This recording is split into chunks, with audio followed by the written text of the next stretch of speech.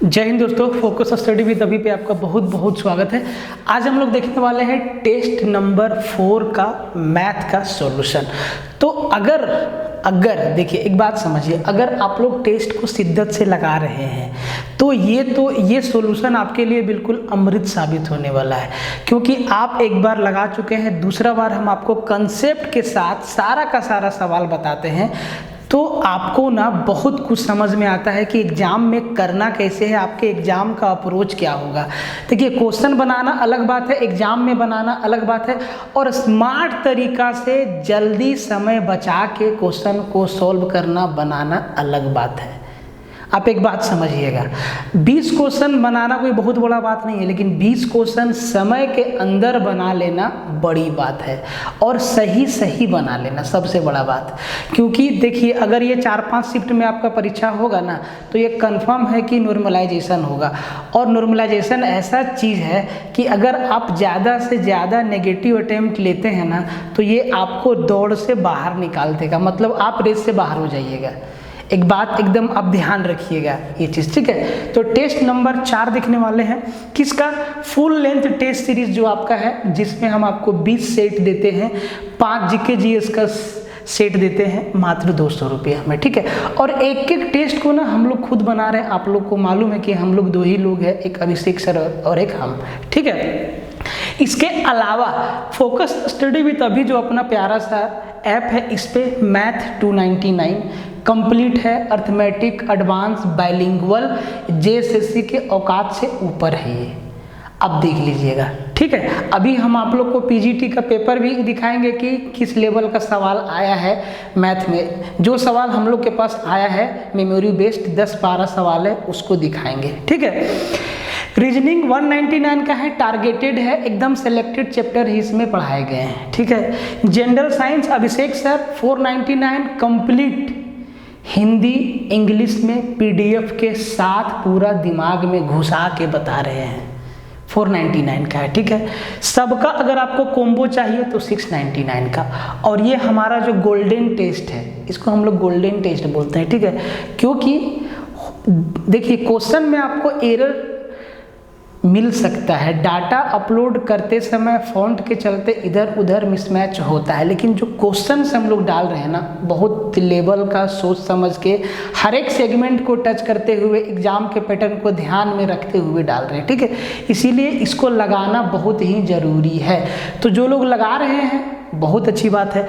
और एक चीज़ ध्यान दीजिएगा आप लोग, जैसे कि हम आपको अभी टेस्ट सीरीज का वीडियो दे रहे हैं मैथ का फुल लेंथ टेस्ट में, तो अगर जैसे कि आज हम 4था नंबर टेस्ट का आपको मैथ का सॉल्यूशन करवाने वाले हैं, तो अगर आप 4 नंबर टेस्ट नहीं लगाए हैं ना तो आप वीडियो मत देखिएगा, क्योंकि आप जब वीडियो देख लीजिएगा तो आपको सारा का सारा आंसर मालूम चल जाएगा, तो फिर टेस्ट लगाने का कोई फायदा नहीं है। वीडियो वही लोग देखेंगे जो टेस्ट लगा चुके हैं या जो कोर्स में इनरोल नहीं है, वो कहीं और इनरोल है।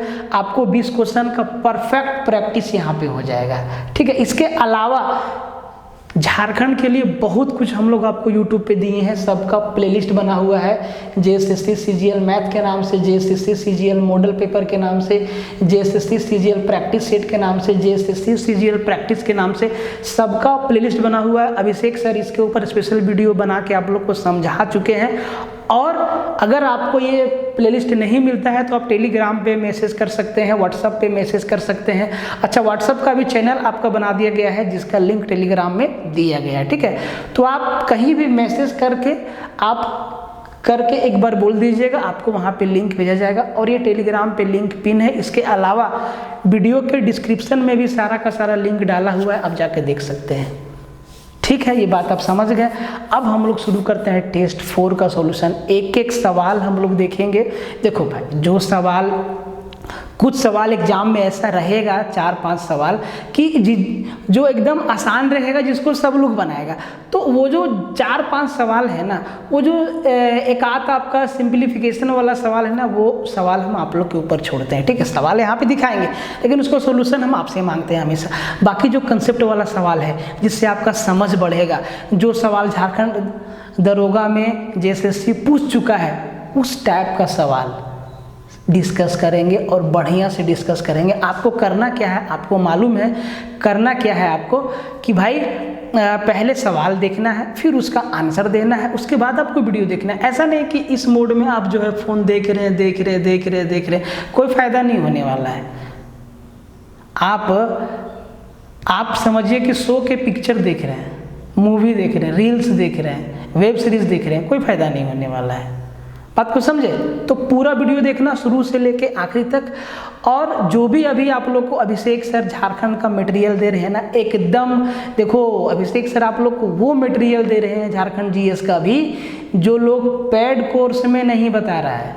आप लोग एक बात देख लीजिएगा, मार्केट सर्च कर लीजिएगा। और ऐसा बात नहीं कि आप लोग मार्केट सर्च नहीं करते हैं, सर्च करने के बाद आप लोग डिसीजन लेते हैं, ठीक है। आप सर्च कर लीजिएगा। एक एक वीडियो जो आप लोग को भी दे रहे हैं ना सर, टॉपिक वाइज एकदम ज़बरदस्त है। पूरा वीडियो देखिएगा एकदम शुरू से लेके आखिरी तक। और नोट्स बनाने की आवश्यकता नहीं है, आप उसी वीडियो को 3 बार 4 बार स्पीड बढ़ा के देखिएगा। स्मार्ट ज़माना है तो भाई स्मार्ट बनो, स्मार्ट तरीका लगाओ, स्मार्ट अप्रोच लगाओ। सब कुछ लिखना ज़रूरी नहीं है, समझना ज़रूरी है। तो आप एक ही वीडियो को 3 बार 4 बार देखो, क्या दिक्कत है? कोई दिक्कत नहीं है, ठीक है। तो एक एक सवाल को देखिएगा, शुरू से लेके आखिरी तक देखिएगा कि ताकि आपका जो है बेस बन सके, आपको ये समझ में आए कि एग्जाम में आपको करना कैसे है। सबसे बड़ी बात, इस सॉल्यूशन का मकसद यही रहता है, यही रहेगा कि एग्जाम में कैसे हैंडल करना है सवाल को, कितना लिखना है, कितना रफ करना है, कितना कैलकुलेशन करना है, कितना ऑप्शन का हेल्प लेना है, सब कुछ आपको समझ में आएगा, ठीक है। देखिए पहला सवाल एडवांस में, देखो हम पहला सवाल ना एडवांसी मैथ से लेते हैं, मैक्सिमम टाइम, ठीक है। जरा ध्यान से समझना और कितना लिखना है, कैसे आपको स्मार्ट तरीका से सॉल्यूशन करना है, कितना आपका कंसेप्ट मजबूत होना चाहिए, आपको सब कुछ मालूम चलेगा, ठीक है। कहता है कि यदि एक समबाहु त्रिभुज के परिवृत्त और अंतर्वृत्त के क्षेत्रफल का अंतर 396 सेंटीमीटर स्क्वायर है, ठीक है जी, तो त्रिभुज का क्षेत्रफल कितना है। देखो भाई इंग्लिश मीडियम वाला लोग, अगर आप लोग टेस्ट सीरीज लिए हैं तो आपके पास सवाल बाइलिंगुअल है, हिंदी इंग्लिश दोनों में है टेस्ट सीरीज, लेकिन हम यहाँ पे सवाल सिर्फ हिंदी में लिखे हैं। बात को समझिए, इंग्लिश में भी लिख सकते थे, लेकिन हिंदी भाषी भाई बंधु ज़्यादा है इसीलिए हिंदी में लिखे हैं। और दोनों लैंग्वेज में सवाल लिखना थोड़ा संभव नहीं है क्योंकि हाथ से लिखना होता है, आप समझ रहे हैं बात को, ठीक है। अब देखिए आपका अप्रोच क्या होना चाहिए एग्जाम का। अब जो समझदार कैंडिडेट होगा ना भाई, हम समझदार किसको कह रहे हैं? जिसका कंसेप्ट बढ़िया होगा, जो बढ़िया से पढ़ा होगा या पढ़ रहा होगा, वो कितना लिखेगा ध्यान से देखना। वो समबाहु त्रिभुज के परिवृत्त और अंतर्वृत्त के क्षेत्रफल का अंतर का सीधा फॉर्मूला लिखेगा। क्या लिखेगा? लिखेगा पाई a स्क्वायर बट्टा 4। ये होता है समबाहु त्रिभुज के परिवृत्त और अंतर्वृत्त के क्षेत्रफल का अंतर। सरकम रेडियस और सरकम सर्कल और इन सर्कल के एरिया का डिफरेंस ये होता है पाई a स्क्वायर बट्टा 4। बराबर क्या दिया है? बराबर दिया है 396 सेंटीमीटर स्क्वायर, ठीक है। अब जरा ध्यान से देखिए आपको करना क्या है।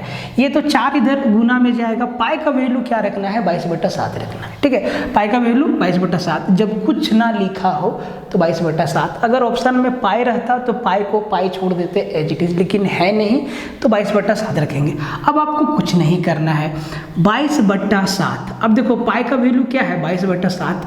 ये 4 मेरा इधर जाएगा गुना में, तो ये हो जाएगा 396 गुना 4, ठीक है। और पाई का वैल्यू 22/7 उधर जाएगा तो ये हो जाएगा 7/22। और ये किसका वैल्यू आ गया? a स्क्वायर का। अब जरा ध्यान से इसको 22 से काट दो, 22 से एक है 22, 17 6 176, 22 8 176, 18। क्या आ गया गुरुदेव? 18 आ गया। अब देखो, अब जो वो कैंडिडेट होगा ना समझदार वाला, भाई आप भी समझदार है, आप भी समझते हैं, हम आपको एक आइडिया दे रहे हैं, तरीका दे रहे हैं, ठीक है। वो ना यहाँ से a का वैल्यू नहीं निकालेगा क्योंकि उसको मालूम है निकालना है त्रिभुज का क्षेत्रफल, निकालना है समबाहु त्रिभुज का क्षेत्रफल। क्या होता है? √3/4 इंटू ए स्क्वायर। तो भाई ए स्क्वायर का तो वैल्यू यहाँ पे है 18 गुना 4 गुना 7, वो रख देगा। बस वो इतना सा बात लिखेगा, एरिया बराबर √3/4 इंटू ए स्क्वायर, और ए स्क्वायर की जगह पे 18 गुना 4 गुना 7, 18 गुना 4 गुना 7, और आप ये समझ रहे हैं कि ये 4 से 4 निपट जाएगा, 18 सत्ते 126, मतलब 126 √3 क्या हो जाएगा, सीधा आंसर हो जाएगा। ठीक, अब आपको थोड़ा सा आइडिया दे देते हैं कि सरकम सर्कल और इन सर्कल क्या होता है। ठीक है, ये तो हो गया आपका तरीका एग्जामिनेशन का। अब देखो ये फॉर्मूला हम जो लिखे हैं ना भाई, आपको समझाने के लिए लिखे हैं कि परिवृत्त और अंतःवृत्त के क्षेत्रफल का अंतर क्या होता है, πa²/4। नहीं तो हम डायरेक्ट बात को समझना, हम आपको समझाना क्या चाहते हैं उस चीज़ को समझना कि पाई की जगह पर हम सीधा 22/7 और इसको पलटी मार देते इधर एक स्टेप में, मतलब हम सीधा इसको लिखते, बात को समझो, सीधा हम इसको लिखते, समझिएगा ध्यान से। ठीक है, अब देखिए आपको सरकम सर्कल और इन सर्कल का आइडिया देते हैं। ठीक है, तो एक आपका ट्रेंगल है, कौन सा ट्रेंगल है, इक्विलेटरल ट्रेंगल है।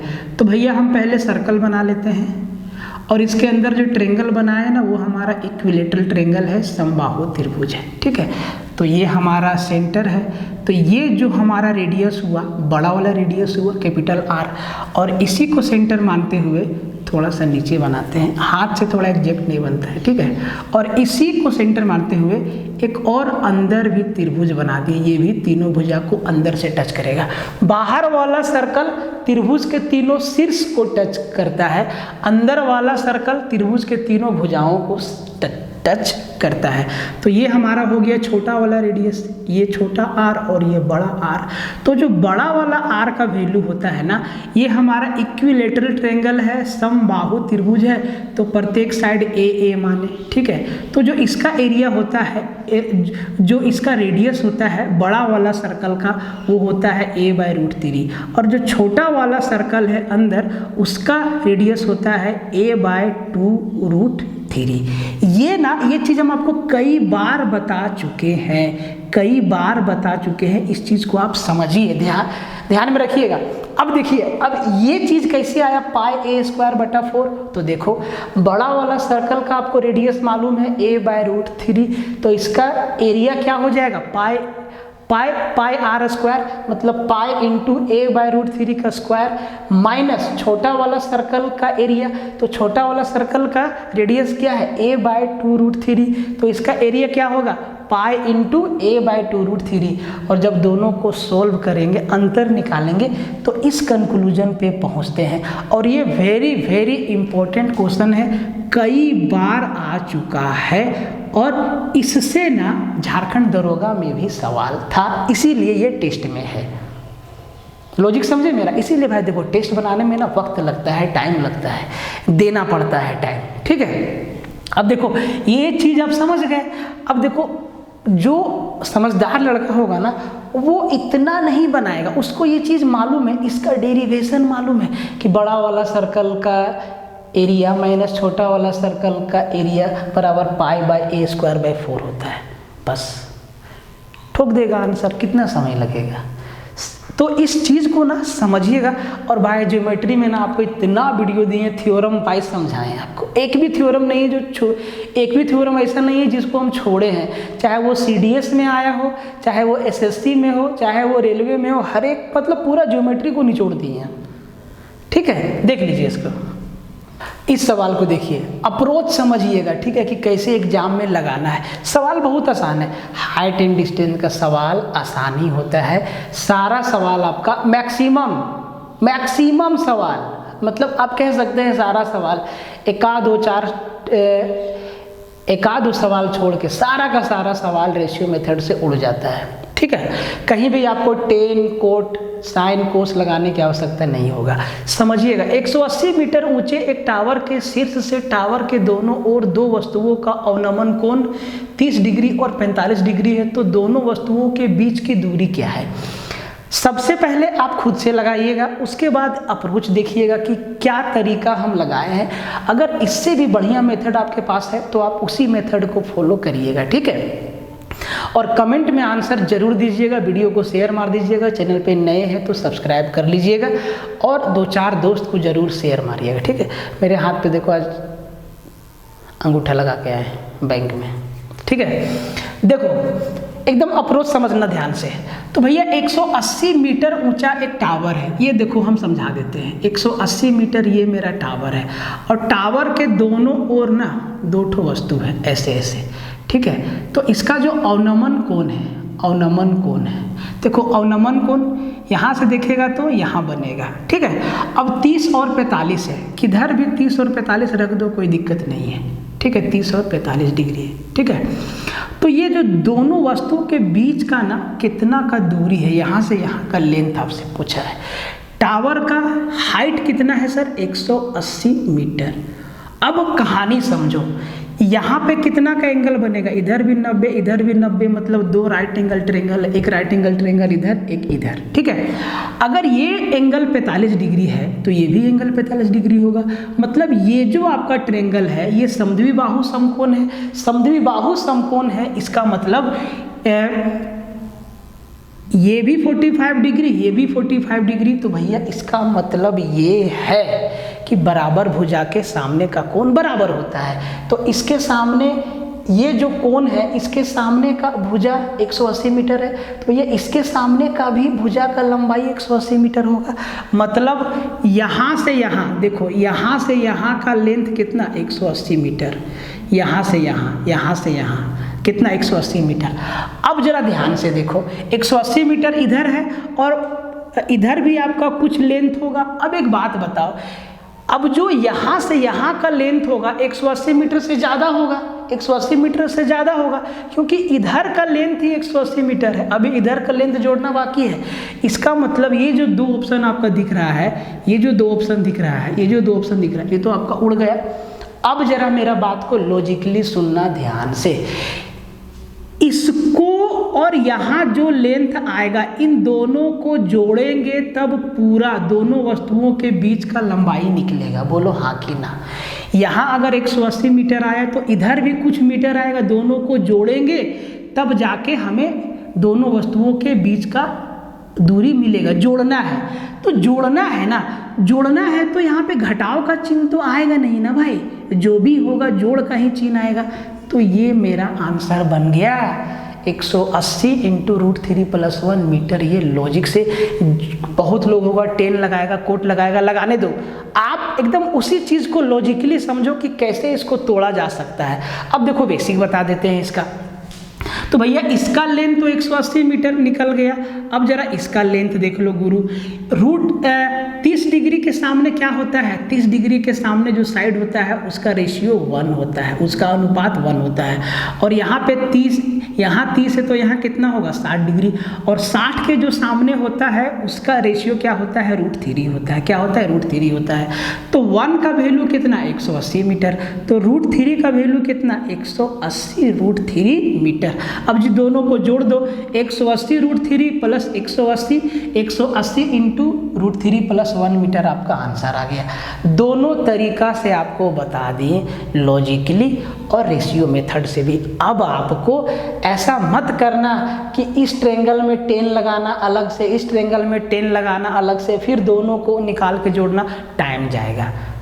काम हम वही कर रहे हैं, काम वही कर रहे हैं, बस रेशियो मेथड लगा रहे हैं और लॉजिक लगा रहे हैं। बात को समझना भाई, बात को समझना, ध्यान से समझना जरूरी है। देखो एक बात मेरा ध्यान रखना, समझाने वाला बहुत कम है। अगर कोई समझा भी रहा है तो उसके पीछे का मकसद कुछ और है, ठीक है। हम चाहते हैं कि जो भी पढ़ाएं आपको बिल्कुल ईमानदारी से बताएं, समझाएं, आपको समझा पाएं, ज़्यादा से ज़्यादा लोगों तक पहुंच पाएं। और अगर आपको कुछ भी कमी दिखता है ना, तो हम तो हमेशा बोलते हैं कि आप कमेंट में ज़रूर लिखिए। अगर आप कमेंट में नहीं लिखना चाहते हैं तो आप टेलीग्राम पे लिखिए, वहाँ भी नहीं लिखना चाहते हैं तो अभिषेक सर का व्हाट्सअप नंबर है, आप वहाँ पे लिखिए, लेकिन लिखिए ज़रूर कि सर ये सुधार होना चाहिए। कोई भी इंसान परफेक्ट होता है? कोई नहीं होता है, कमी सबके अंदर है। बात को समझे? तो इस सवाल को आप समझिएगा। नेक्स्ट सवाल को देखिए, थोड़ा सा एक्सप्लेनेशन हम लिख दिए हैं कि ताकि टाइम बचेगा फिगर बनाने में, समझाने में, और इसको समझा भी देते हैं। पहले क्वेश्चन को खुद से बनाइएगा, ऑप्शन आंसर जो है कमेंट में दीजिएगा, उसके बाद आप सॉल्यूशन देखिएगा कि हम आपको कैसे बता रहे हैं, ठीक है। तो क्वेश्चन बड़ा सिंपल सा है, लेकिन इसको थोड़ा सा बेसिक से हम आपको समझा देते हैं, ठीक है। एक त्रिभुज की भुजा AB 60 सेंटीमीटर है, जिसका परिमाप 130 सेंटीमीटर है। यदि एंगल ABC बराबर 60 डिग्री है तो त्रिभुज ABC की सबसे छोटी भुजा ज्ञात करिए।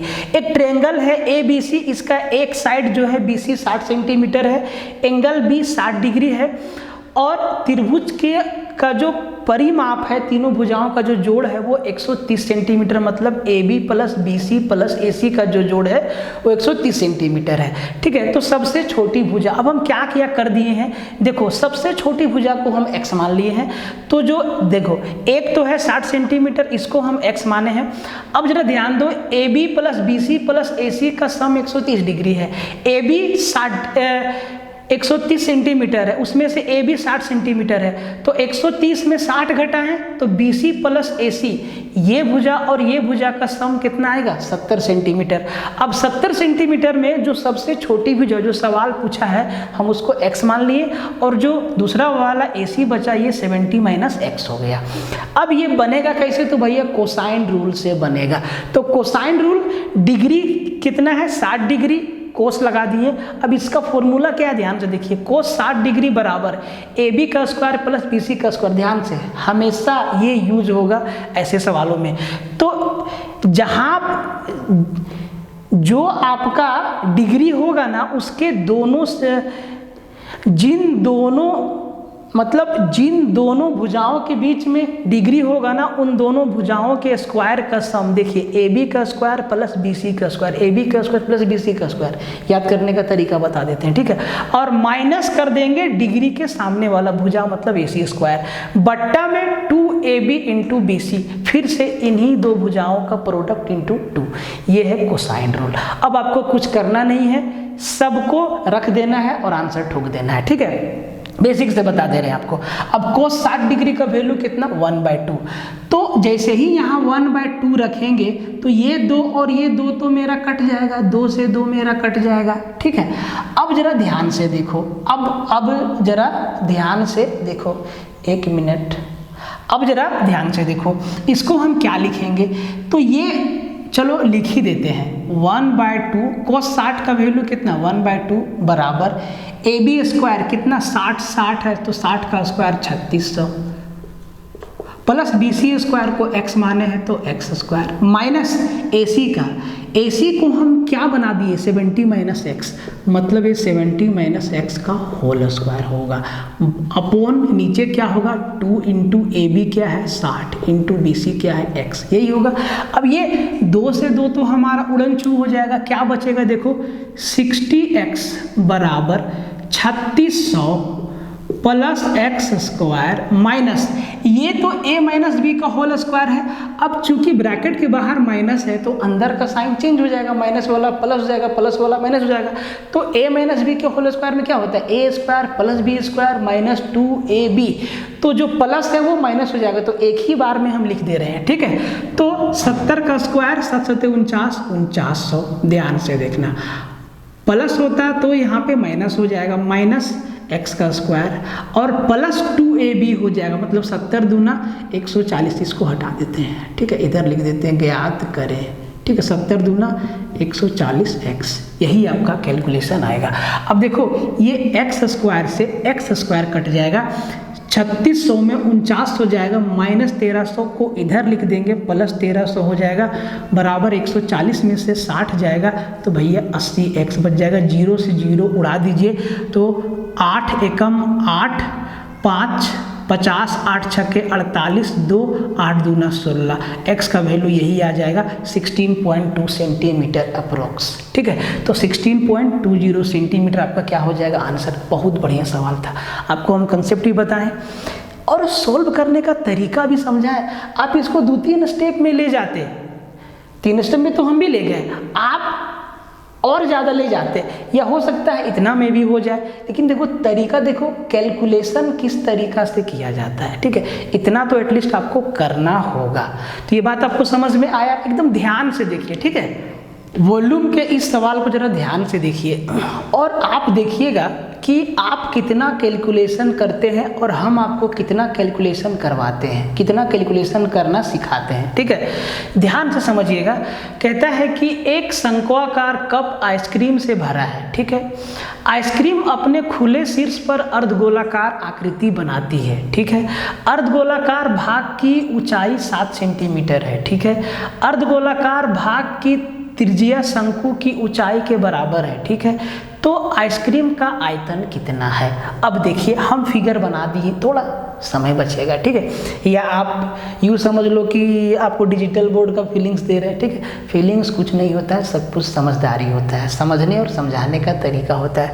हम आपको क्या समझा रहे हैं, आप कितना समझ पा रहे हैं, हम लोगों के कम्युनिकेशन पे डिपेंड करता है, ठीक है। अगर हम आपको समझा पा रहे हैं तो बोर्ड कोई भी हो फर्क नहीं पड़ेगा। अगर हम आपको नहीं समझा पा रहे हैं, एकदम हम हाई टेक्नोलॉजी का बोर्ड लगा लें, कोई फायदा नहीं। एकदम देखो, हमको कीड़ा है सच बोलने का, ठीक है। देखो अब सवाल में क्या क्या बोला है कि नीचे तो हमारा एक शंकु के आकार का एक कप है ऐसे, ठीक है, और इसमें ना पूरा आइसक्रीम भरा है। तो आइसक्रीम ऊपर तक है और जो ये ऊपर वाला भाग है ना, ये अर्धगोलाकार है, अर्धगोलाकार है, ठीक है। तो अर्धगोलाकार है और इस पे एकदम बैठा हुआ है, मतलब दोनों का रेडियस तो बराबर हो जाएगा। दोनों, जो रेडियस शंकु का होगा वही रेडियस अर्धगोला का होगा, दोनों के लिए रेडियस बराबर होगा, ठीक। दूसरा लाइन क्या बोला है कि अर्धगोलाकार भाग की त्रिज्या शंकु की ऊंचाई के बराबर है। मतलब ये जो आर है ना, ये जो आर है बराबर है शंकु के हाइट के, शंकु के एच के। मतलब आर बराबर क्या है सर? एच है।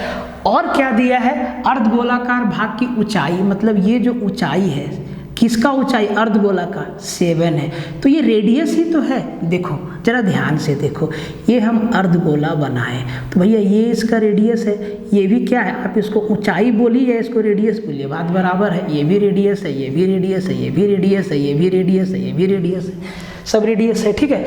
मतलब आर बराबर एच दिया है और इनका वैल्यू कितना है सर? 7 सेंटीमीटर। अब शंक्वाकार जो आइसक्रीम है ना, इसका आयतन निकालना है। कैसे निकलेगा? तो ऊपर अर्धगोलाकार भाग का आयतन और नीचे वाला शंकु जैसा कप का आयतन, दोनों को जोड़ देंगे तब ये पूरा आइसक्रीम का आयतन निकलेगा। अब देखना है कि जोड़ने में हम कितना समय लेते हैं। जरा ध्यान से देखिए, क्या आपको मालूम है कि अर्धगोला का वॉल्यूम का फॉर्मूला क्या होता है सर? 2/3 पाई आर क्यू होता है, ठीक है। और ये जो हमारा कोण है, शंकु है, इसका जो है आयतन का फॉर्मूला क्या होता है? तो 1/3 पाई आर स्क्वायर एच होता है। इसका भी लिख देते हैं 2/3 पाई आर क्यू होता है। ये हम दोनों का आयतन का फॉर्मूला लिख दिए। अब इन दोनों को जोड़ देंगे तो पूरा आइसक्रीम का आयतन निकल जाएगा। देखो जोड़ना कैसे है, बड़ा बात है, समझना ध्यान से। अब यहाँ पे आपको हम क्या क्वेश्चन में बताया है कि h बराबर r है, h बराबर r है, मतलब जितना त्रिज्या है उतना ही हाइट है। तो हम यहाँ पे h के जगह पर r रख देंगे। तो जैसे ही h के जगह पर r रखेंगे तो r इंटू r क्या हो जाएगा? आर क्यूब हो जाएगा। क्या हो जाएगा? आर क्यूब हो जाएगा। इन दोनों को जोड़ेंगे, जो कॉमन है निकाल देंगे। कॉमन क्या है? पाई आर क्यूब कॉमन है, साथ ही यहाँ से 1/3 और यहाँ से 1/3 कॉमन है। मतलब कॉमन क्या है? जरा ध्यान से देखो, कॉमन है 1/3 इंटू पाई, तो पाई का वैल्यू लिख देंगे 22/7 इंटू आर क्यूब मतलब 7 का क्यूब मतलब 7 इंटू 7, ये कॉमन है। अंदर क्या बच जाएगा? यहाँ से 2 बचेगा और इससे 1 बचेगा। 2 + 1 × 3 बच जाएगा। ये हो गया पूरा का पूरा आइसक्रीम का आयतन। देखो जो हम बता रहे हैं, प्लीज़ प्लीज़ प्लीज़ आप लोग ध्यान से समझना, गौर से समझना, और एक बार में समझ में ना आए तो वीडियो को रिपीट मोड में देखना। आप यकीन मानिए ये चैनल ना आपके लिए वन स्टॉप सॉल्यूशन का काम करेगा बहुत जल्दी। हम लोग जिस तरीक़ा से मेहनत कर रहे हैं आप लोग के लिए, आप लोग का जिस तरीक़ा से प्यार मिल रहा है, हम लोगों के लिए सब कुछ मिलेगा तो कुछ ना कुछ बेहतर बनेगा। ठीक है, अब आप ज़रा ध्यान से देखिए। तो भैया 3 से 3 तो निपट जाएगा और 1 7 से 1 7 निपट जाएगा। 7 सत्ते 49 × 22, तो 49 × 22, तो 49 × 22 कितना सर? 49 × 22। देखिए इसको लिखने की आवश्यकता नहीं है, आप ना 49 दूना 98, आप इसको मत लिखिए। देखिए 22 को गुना करना है 49 से, मतलब 49 × 2, फिर से 49 × 2, तो 49 × 2, 49 दूना 98, हाथ में 9, फिर 49 × 2, 98 और 9 107, 1070 सेंटीमीटर क्यूब आइसक्रीम का वॉल्यूम है। बताओ कितना समय लगा? क्या अब आप ये सोचिएगा कि जितना काम हम शॉर्ट में किए, इसी काम को आप एक एक चीज़ को लिखते हैं, जोड़ते हैं, और देखिए बुक में भी इसी तरीक़े से दिया रहता है स्टेप बाय स्टेप। लेकिन अगर आप एग्ज़ाम में स्टेप बाय स्टेप करेंगे तो आप फंसेंगे कि नहीं फंसेंगे? समय आपका जाएगा। लेकिन अगर आप अप्रोच लगा देंगे ना तो कसम से एकदम मज़ा आ जाएगा, और इस तरीक़ा से आपको सॉल्यूशन करना होगा। ठीक है, इस सवाल को देखिए, ट्रायंगल के एरिया का सवाल है, बहुत अच्छा सवाल है। इस देखिए अगर हमको सवाल सेट करने का मौका मिलेगा ना तो हम इसी टाइप का कैलकुलेटिव सवाल 2-4 जरूर डालेंगे, कि ताकि कुछ ना कुछ भीड़ इसमें फंसे कैलकुलेशन में। ठीक है, बाकी बात जिनका एकदम परफेक्ट है वो तो निकल जाएंगे। कैसे कैलकुलेशन करना है समझिएगा। सवाल बनाना बड़ी बात नहीं है, सवाल को शॉर्ट अप्रोच, स्मार्ट अप्रोच के साथ बनाना बड़ी बात है। ठीक है, तो पहले तो खुद से लगाइएगा, आंसर को कमेंट में मार दीजिएगा, उसके बाद अप्रोच देखिएगा। ठीक है, कहता है कि एक भूखंड की 2 भुजाओं की माप 32 मीटर और 24 मीटर है। ठीक है, 2 साइड है, एक साइड 32 है, एक साइड 24 है, और उनके बीच का कोण पूर्ण समकोण है, राइट एंगल, मतलब 90 डिग्री का है। अन्य 2 भुजाएं 25 मीटर मापती है, 25-25 मीटर का अन्य 2 भुजा है, और अन्य 3 कोण समकोण नहीं है, मतलब शेष जो 3 कोण बचा वो समकोण नहीं है। पूरे प्लॉट का क्षेत्रफल, पूरे भूखंड का क्षेत्रफल मीटर स्क्वायर में क्या होगा? सवाल पढ़ के पता लग गया कि जो हमारा भूखंड है वो चतुर्भुज आकार का है। तो भैया देखो हम फिगर बना दिए हैं, टाइम बचेगा समझा देते हैं। तो एक साइड 32 है, दूसरा साइड 24 है, और इनके बीच का कोण समकोण है, 90 डिग्री का है। ठीक है, बाकी जो 2 साइड है वो 25-25 मीटर का है, और जो ये तीनों एंगल है ना ये समकोण नहीं है, 90 डिग्री का नहीं है, कुछ और है। अब इस पूरे भूखंड का एरिया निकालना है। कैसे निकालेंगे? तरीका देखो, इसके डायगोनल को मिलाओ, ऐसे इसके डायगोनल को मिलाओ, तो ये जो ट्रायंगल दिख रहा है 90 डिग्री वाला, ये तो राइट एंगल ट्रायंगल है। तो भैया राइट एंगल ट्रायंगल का एरिया कैसे निकलता है? अब इस पूरे भूखंड को हम 2 भाग में बांट दिए, एक समकोण है और दूसरा जो है वो समद्विबाहु त्रिभुज है। देखो ये 25 है, ये 25 है, ये इसका लेंथ जो है अलग होगा, ये समद्विबाहु त्रिभुज है। दोनों त्रिभुज के क्षेत्रफल को जोड़ देंगे, पूरा प्लॉट का क्षेत्रफल निकल जाएगा। जोड़ना कैसे है ध्यान दो, कहाँ कहाँ फंसिएगा बताते जाएंगे। तो अगर ये समकोण है और 2 कोण, अगर ये समकोण है और इसका एक भुजा 32 और 24 है, तो ये इसका क्या होगा? ये इसका कर्ण होगा कि नहीं, हाइपोटेनस होगा कि नहीं? बोले सर बिल्कुल हाइपोटेनस है। अब अगर ये 32 है, ये 24 है, तो इसका कर्ण कितना होगा? बोलिए 40, एक बार में 40 सेंटीमीटर। कैसे? जरा ध्यान दो।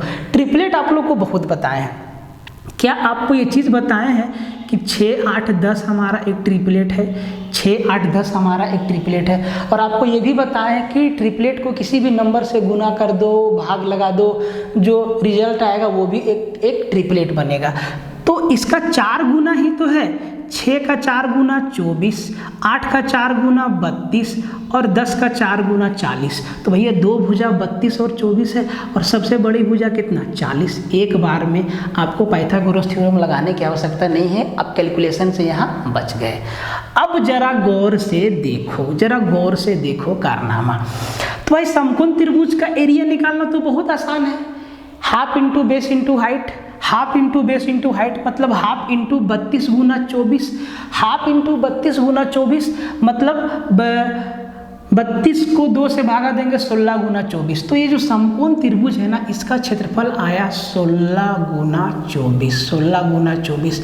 अब चाहे तो इसको गुना कर दीजिए, तो 16 चौके 64 का 4, हाथ में 6, 16 दूनी 32 और 6 38, 384। ठीक है, 384, 16 चौके 64 का 4 और 16 दूना 32 और 6 38, 384 मीटर स्क्वायर। ये लगा दी, इसका एरिया हो गया। एग्जाम में जरूरी नहीं है मीटर स्क्वायर लिखना, हमको यहाँ समझाना है तो लिखना पड़ेगा। इसका एरिया आ गया। अब देखो इसका एरिया, अब यहाँ से आपके पास दो रास्ता खुलता है। आप या तो समद्विबाहु त्रिभुज वाला क्षेत्रफल लगा दो, जो कि मुश्किल है थोड़ा सा, क्योंकि उसका फॉर्मूला रूट में होता है, या आप हेरोइन फॉर्मूला लगा दो जो समद्विबाहु से पहले रिजल्ट देगा। कैलकुलेशन में भी हम हेरोइन फॉर्मूला डालें, ठीक है। तो हेरोइन फॉर्मूला क्या होता है? हेरोइन फॉर्मूला तो भैया होता है root under s into s minus a into s minus b into s minus c.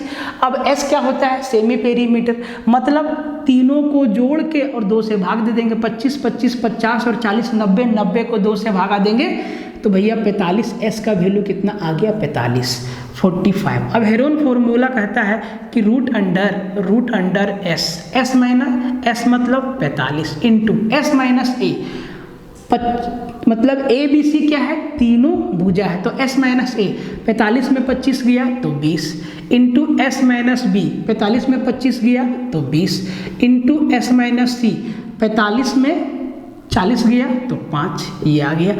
अब भाई 20 20 है, 20 20 है, 20 20 है, एक 20 तो बाहर आ जाएगा, गुना 45 में 5 है, एक 5 यहाँ है, एक 5 बाहर आ गया, 9 बचा 3, तो 5 दिया 15, 15 दूना 30, 300। इसका एरिया कितना? 300। इसका एरिया कितना? 384। दोनों को जोड़ दीजिए, 300 और 384, 684 किधर है? 684 मीटर स्क्वायर आपका क्या हो गया? आंसर हो गया। आप खुद देखिए कि अगर आप इस तरीक़ा से कैलकुलेशन करते हैं तो कितना आनंद आता है, कितना समय बचता है और दिमाग का भी दही बनने से बच जाता है। आप खुद देखिए, आप खुद समझदार हैं कि इस तरीक़ा से अगर आप कैलकुलेशन करेंगे तो आपका टाइम निश्चित ही बचेगा और दिमाग भी स्थिर रहेगा, दिमाग भी शांत रहेगा। कैसे होगा? तो भाई प्रैक्टिस से होगा, कंसेप्ट को समझना होगा, फॉर्मूला का नॉलेज होना चाहिए, सवाल पढ़ते ही दिमाग में सॉल्यूशन घूम जाना चाहिए। बात समझ में आया? देख लीजिए इसको। तो देखिए रिमाइंडर थ्योरम से सवाल है, बेसिक आपको हम लिख दिए हैं कि ताकि आप देख के भी समझ सकें। सवाल कहता है कि एक विभाजन योग में भाजक d भागफल q का 10 गुना है और शेषफल r का 5 गुना है। यदि r बराबर 46 है तो भाज्य क्या है? जब आप भागा लगाते हैं ना तो ये सारा चीज़ आपको करना पड़ता है।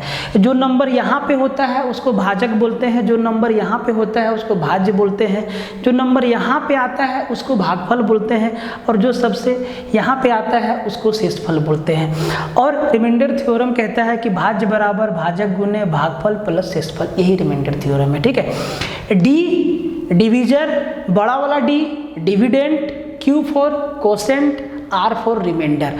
अब देखो सवाल क्या दिया है, कहता है कि रिमाइंडर जो है 46 है, आर का वैल्यू कितना दिया है? 46 दिया है, और कहता है कि भाजक डी भागफल का 10 गुना है और शेषफल आर का 5 गुना है। ये जो भाजक है ना शेषफल का 5 गुना है, तो 46 का 5 गुना तो 6 पचे 30 और 6 पचे 30 और 5 चौके 20 और 2 23, ये कितना है? ये 230 है, ये 230 है। ये 46 है, 46 का 5 गुना 230 है, समझा दे रहे हैं, ठीक है। और ये जो 230 है ना, ये कोसेंट का 10 गुना है, भागफल का 10 गुना है, इसका 10 गुना है ये, तो इसका मतलब कोसेंट कितना होगा सर? 23 होगा, 23 का 10 गुना 230। अब जरा ध्यान से देखो क्या दिया है।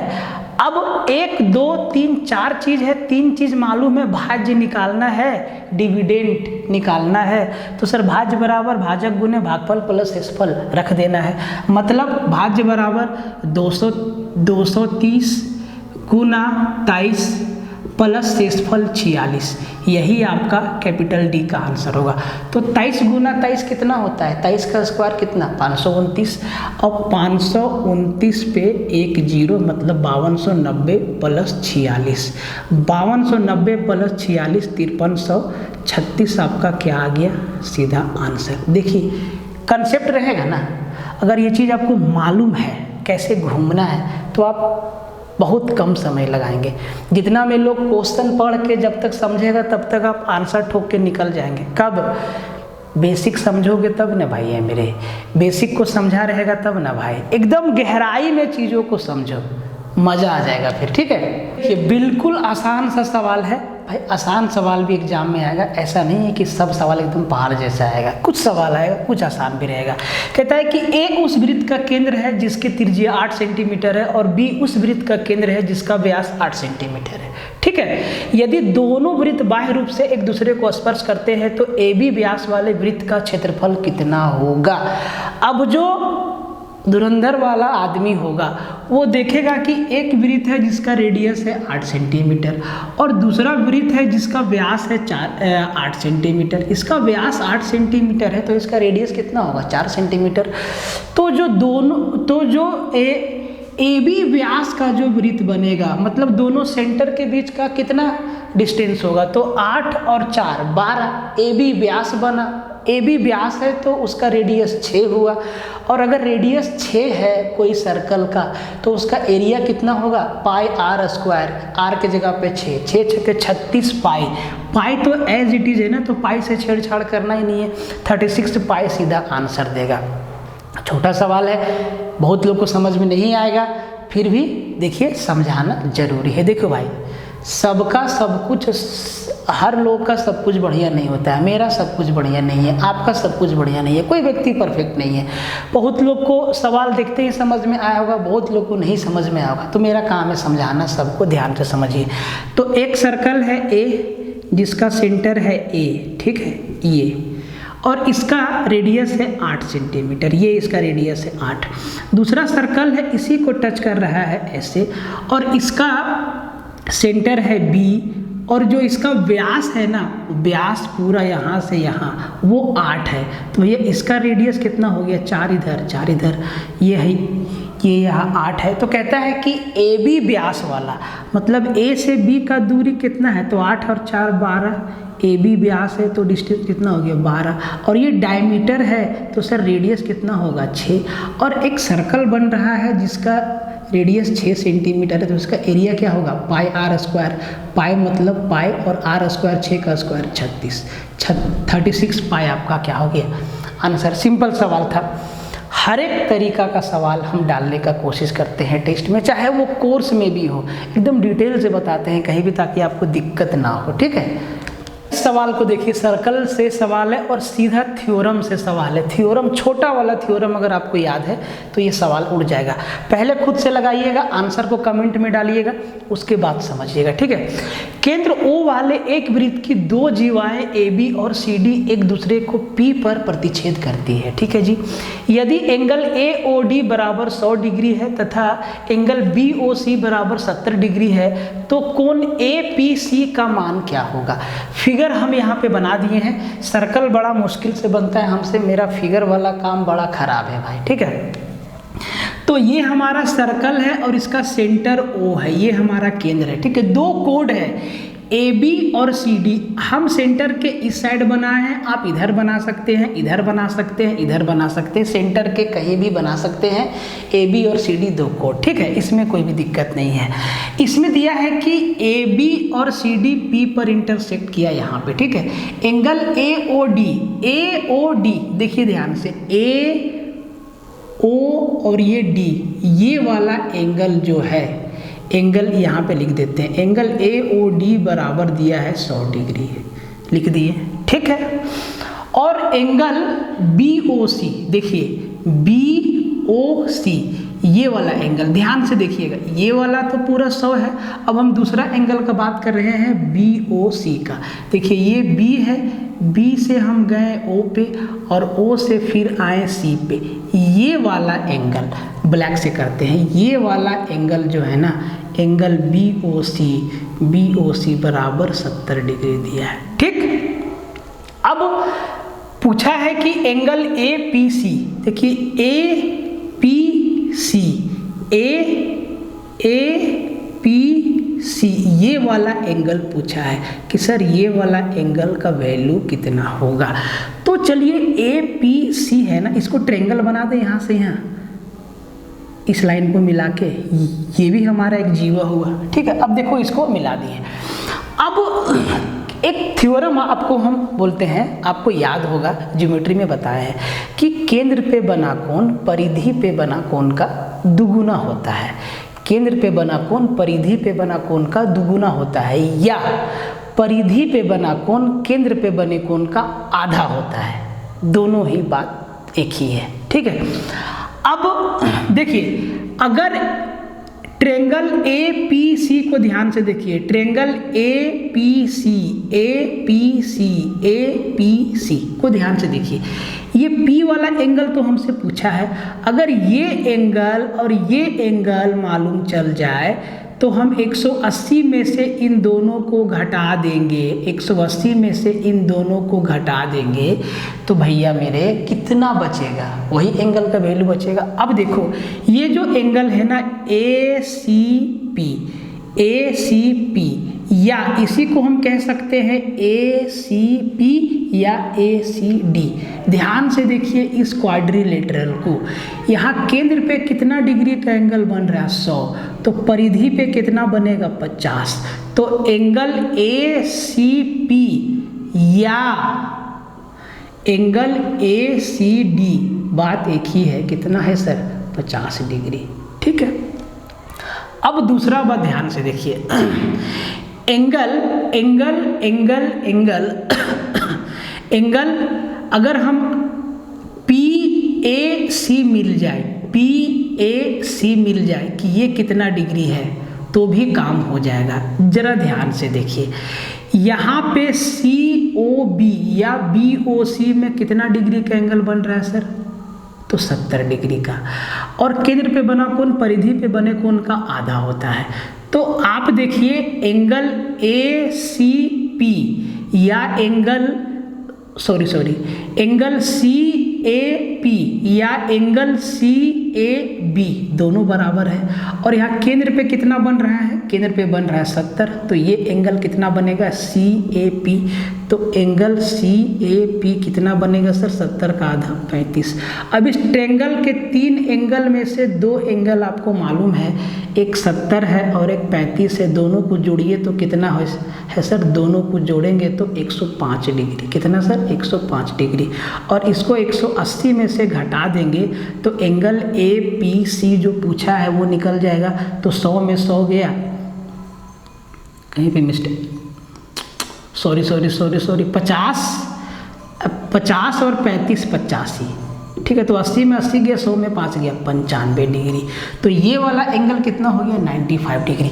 छोटा सा थ्योरम से डायरेक्ट सवाल आता है ऐसे। वैसे भी ज्योमेट्री में अगर आपको थ्योरम के पाठ पुर्जा के बारे में आपको बढ़िया से पता है ना, तो आप सवाल को एकदम आसानी से और भरबली, मैक्सिमम सवाल को आप भरबली तोड़ सकते हैं। बस ज्योमेट्री में एक इस बात का ध्यान रखना है कि आप अगर क्वेश्चन के अकॉर्डिंग समझ के फिगर बना लिए और अब थ्योरम को अप्लाई कर दिए, लाइन एंगल को बढ़िया से समझ गए कि कौन सा कोण कहाँ पे बन रहा है, तो आप आंसर तुरंत दे दीजिएगा। एकदम ध्यान से देखिए क्वेश्चन को। ठीक है, 2 सवाल को ध्यान से देखिए।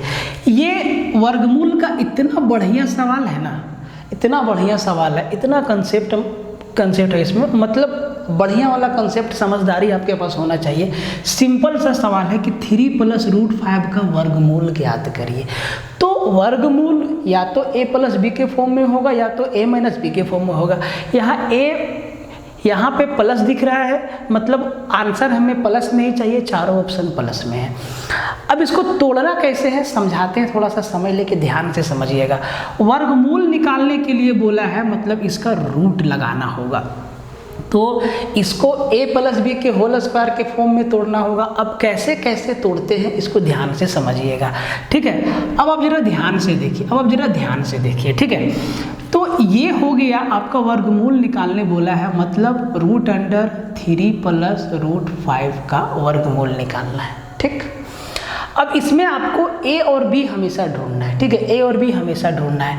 4 ऑप्शन आपके सामने है, आप ऑप्शन से भी ढूंढ सकते हैं, लेकिन थोड़ा सा वक्त और समझदारी अगर होगा तो आप ऑप्शन से आंसर दे देंगे। ठीक है, देखिए अगर हम आपको बोले सीधा सा कि √5 को हम कैसे लिख सकते हैं, तो आप कहेंगे सर हम √5 को लिख सकते हैं 2 × √5/4, √5/4। बोले सर कोई दिक्कत, देखो √5 को हम क्या लिख दिए 2 × √5/4, तो √4 का वैल्यू क्या 2 हो जाएगा और 2 से 2 कट जाएगा, √5 बच जाएगा। बोले सर बिल्कुल सही बात। अब जरा ध्यान से देखो, अब भैया 3 को हम क्या लिख दें, 3 को हम क्या लिख दें, ये तो 2ab है ही, ये वाला पार्ट 2ab में होगा और ये वाला पार्ट a + b में होगा, तो 3 को हम क्या लिख सकते हैं। अगर आप ध्यान से देखिए तो हम 3 को क्या लिख दें, 3 को हम क्या लिख दें, तो सर हम 3 को लिख सकते हैं, 3 को हम लिख सकते हैं √5/2 प्लस √5/2 प्लस √1/2, बिल्कुल लिख सकते हैं। √5/2, एक मिनट रुकिए, 3 को हम √5/2 का होल स्क्वायर लिख सकते हैं प्लस √1/2 का होल स्क्वायर लिख सकते हैं। जरा ध्यान से देखिए तो स्क्वायर और रूट कट जाएगा 5/2, मतलब कितना 2.5, स्क्वायर और रूट कट जाएगा 1/2, मतलब क्या 0.5, तो 2.5 और 0.5 को जोड़ेंगे तो 3 मेरा आ जाएगा।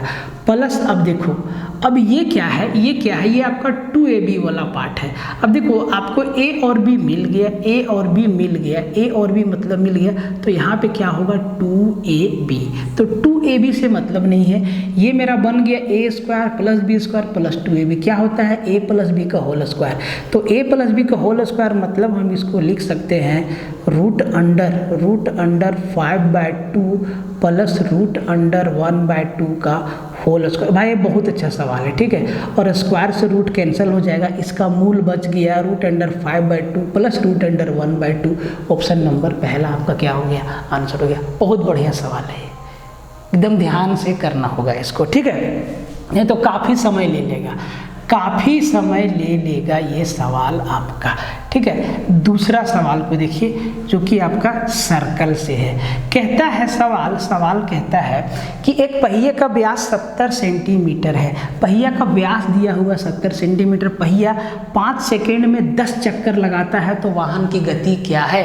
देखिए समझिए, पहिया अगर 1 चक्कर लगाता है तो वो उतना ही दूरी तय करेगा जितना उसका परिधि होगा। पहिया जब 1 चक्कर घूमेगा तो वो उतना ही दूरी तय करेगा जितना उसका परिधि है। तो अगर हम पहिया का परिधि निकाल लें, इसका व्यास कितना है 70 सेंटीमीटर, तो पहिया का परिधि क्या होता है 2πr, 2π मतलब 22/7 और r क्या हो जाएगा 70 का आधा 35, 5 7 × 35, 5 दूना 10, 220 सेंटीमीटर 1 चक्कर में दूर जाएगा। तो ये टोटल 10 चक्कर लगाया है ना, तो 10 चक्कर में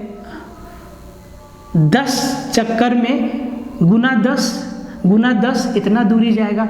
निकालना क्या है, वाहन का स्पीड निकालना है। क्या चाहिए, चाल बराबर दूरी बटा समय, कितना दूर गया 1 चक्कर में 220 सेंटीमीटर, तो 10 चक्कर में दूर चल गया ये 220 × 10 सेंटीमीटर। समय कितना लिया सर 5 सेकेंड का। अब जरा ऑप्शन को ध्यान से देखिए, मीटर पर सेकेंड में है, और यहाँ पे मेरा डिस्टेंस है सेंटीमीटर में। सेंटीमीटर को मीटर में बदलना है तो क्या 100 से डिवाइड कर दीजिए, ये क्या निकल जाएगा वाहन का स्पीड। 0 से 0 गया, 5 चौके 20 और 5 चौके 20, 4.4 मीटर पर सेकेंड इसका वाहन का स्पीड हो गया। बढ़िया सवाल है, छोटा सवाल है, लेकिन कहते हैं ना देखन में छोटा लगे घाव करे गंभीर, यही वाला ये सवाल था। एकदम ध्यान से समझिए ऐसे सवाल को, ठीक है। इन दो सवाल को देखिए, एडवांस का सारा सवाल आपको बता दिए, चाहे वो अलजेब्रा से तो सवाल इसमें था नहीं, ट्रिगो से था सवाल, बाकी एरिया वॉल्यूम से था और ज्योमेट्री से था, सर्कल से था, जो भी था सवाल बता दिए। अब अर्थमेटिक पे आते हैं। अर्थमेटिक में सारा सवाल टफ नहीं था, कुछ सवाल आसान है, ठीक है। तो जो अच्छा सवाल है आपको बताते हैं, ध्यान से समझिएगा। P और Q 120 किलोमीटर दूर है, ठीक है। A सुबह 6 बजे P से Q की ओर चलना शुरू करता है। B उसी दिन सुबह 11 बजे Q से P की ओर चलना शुरू करता है। A B से 50% तेज है। वे रात 8 बजे एक दूसरे को पार करते हैं। A की गति कितनी है किलोमीटर पर आवर में? एकदम सिंपल और बेसिक तरीका से इसको जो है उड़ा देते हैं। देखो भाई, तो A P और Q के बीच का दूरी जो है 120 किलोमीटर, ठीक है। A 6 बजे चलता है और B से 8 बजे मिलता है। कितना घंटा ट्रेवल किया? तो 6 बजे चला, 8 बजे मिला, 6 से 6 12 घंटा और 2 घंटा 14 घंटा। A जो है 14 घंटा चला, ठीक है। B कितना घंटा चला? B उसी दिन 11 बजे चलना शुरू किया और 8 बजे A से मिला। तो 11 से 11 होता 12 घंटा और 8 से 11 में 3 का अंतर मतलब 9 घंटा।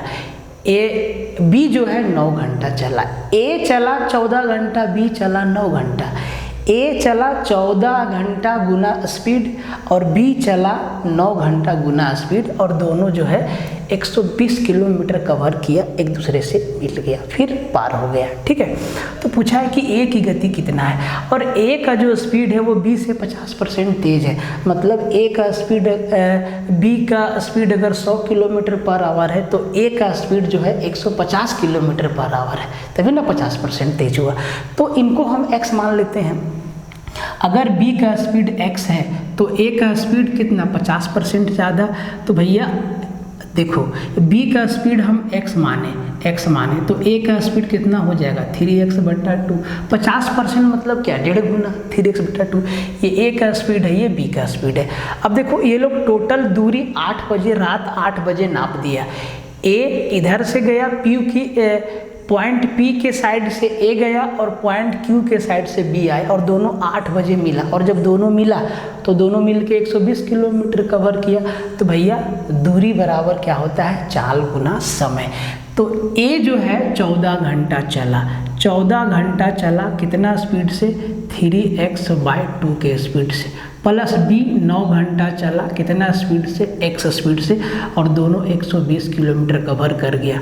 2 से 7 बार में 7 है 21 और 9 30, 30x बराबर 120, x बराबर 4। x का वैल्यू कितना है? 4 किलोमीटर पर आवर। x किसका स्पीड है? B का। सर तो A का स्पीड कितना होगा? 4 डेढ़ है 6 किलोमीटर पर आवर, 4 का 1.5 गुना 6 किलोमीटर पर आवर A का स्पीड है। आंसर आ गया। एकदम सिंपल सा सवाल था। इस सवाल को देखिए, ये ना बहुत अच्छा सवाल है, दोनों सवाल बहुत अच्छा है, ठीक है। एग्जाम में आया हुआ है इसीलिए यहाँ है, और दूसरा कोई रीज़न नहीं। सवाल खूबसूरत है नहीं, हम खूबसूरत है नहीं, एग्जाम से रिश्ता है, इसीलिए हम लोग यहाँ पे हैं। 100 और 200 के बीच सभी प्राकृतिक संख्याओं का योग जो 3 का मल्टीपल है। 3 का मल्टीपल मतलब 3 के टेबल में है। तो 100 और 200 के बीच, तो पहला नंबर कौन सा है 100 के बाद जो 3 का मल्टीपल है? 100 के बाद और 200 से पहले। तो पहला नंबर है 101 है? नहीं, 101 3 अंक का सबसे छोटा प्राइम नंबर है। 102, हाँ 102 3 के टेबल में है, तो पहला नंबर है 102। अब सब में 3 जोड़ते जाइए, 102 और 3 105, ऐसे ऐसे करते करते 200 से पहले आखिरी नंबर कौन सा होगा? तो आखिरी नंबर सर 200 से पहले 199, 9 9 18 और 1 19, 3 का मल्टीपल नहीं है। 198, 9 8 17 और 1 18, हाँ आखिरी नंबर है 198। तो भैया 3 का गैप रहेगा सब में, और 102 से लेकर 198 तक 3 के गैप में जितना संख्या है सबको जोड़ के आपको उत्तर देना है। तो भाई पहला नंबर क्या है? 102। आखिरी नंबर क्या है? 198। गैप कितना का है? जितना का टेबल उतना का गैप। 3 के टेबल में 3 का गैप, 4 के टेबल में 4 का गैप, 5 के टेबल में 5 का गैप, 6 के टेबल में 6 का गैप, ये ना होता है 10 के टेबल में 10 का गैप। तो गैप 3 का है, कौन सा फॉर्मूला लगा देंगे? फॉर्मूला लगा देंगे सम वाला, n/2 into 2a minus 2a plus n-1 into D, series का सम वाला फॉर्मूला लगा के आंसर निकाल देंगे। बड़ी मैसेज आता है, चलो सेट हो जाओ, ठीक है। फेसबुक पर भाई लोग मैसेज भेजते हैं, ठीक है, गजब। चलिए फॉर्मूला देख लीजिए ना, तो फॉर्मूला क्या है? सम बराबर n/2 into 2a plus n-1 into D, यही है इसको जोड़ने का फॉर्मूला। n क्या है? कितना टर्म है, टोटल कितना टर्म है, 102, 105, 108, 111 से लेके 198 तक कितना नंबर है। a क्या है? पहला नंबर। d क्या है? कॉमन डिफरेंस कितना का है। तो भाई कितना टर्म होगा? तो last number minus first number भागा 3 प्लस 1, 198 में 102 गया, 198 में 102 गया, 96, 96 भागा 3 32, 32 प्लस 1 33, टोटल 33 नंबर है। ये सब काम भरभली हो जाना चाहिए। तो 33/2 गुना का चिन्ह है 2a, पहला नंबर 2a, तो 102 गुना 2, 102 गुना 2 204, कितना है ये लिख दिए 204, प्लस n-1 कितना टर्म था, 33 में 1 गया तो 32, और 32 गुना 3, कॉमन डिफरेंस कितना, 96, ठीक है। तो ये 204 और 96 कितना हो गया, 300, 300 को 2 से भागा देंगे 150, तो 150 गुना 33, समझ रहे हैं ना। देखो कैलकुलेशन ऐसा नहीं कि बराबर देके 5-6 स्टेप में ले जाएंगे, इसको कब इस्तेमाल करेंगे, ठीक है। यहाँ हम जोड़ दिए 204 प्लस 96, 300, 300 को 2 से भागा दिए 150, अब 150 गुना 33 मतलब 15 गुने 33, तो 1 0, 15 तिया 45, और 15 तिया 45 और 4 49, 4950 क्या हो गया, किधर सम हो गया। बात समझ में आया? तरीका कैसे, कौन सा अप्रोच लगाना है, वही हम आपको बेसिकली बता रहे हैं, ठीक है। ये 2 सवाल देखिए, ये 2 सवाल आपका आखिरी है। जितना मुश्किल सवाल था या बताने लायक था, हम सारा सवाल बताएं। बाकी का जो 2-4 सवाल है ना, वो एकदम आसान है। एक सवाल है गाय और मुर्गी वाला, कितना सिर कितना पैर, और कुछ और सवाल है, ठीक है। एक टाइमिंग वर्क से है, बिल्कुल आसान है, ठीक है।